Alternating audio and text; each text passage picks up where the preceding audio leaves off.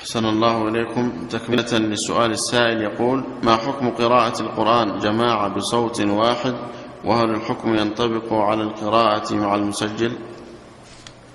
قراءة القرآن بصوت واحد للتعليم، المدرس يلقي الآية على الطلبة ويقرؤونها يتابعونه، لا بأس بهذا لأن هذا للتعليم. أما قراءته للتلاوة بصوت واحد هذا بدعة. قراءته بصوت واحد للتلاوة هذا بدعة، الكل يقرأ لنفسه. نعم.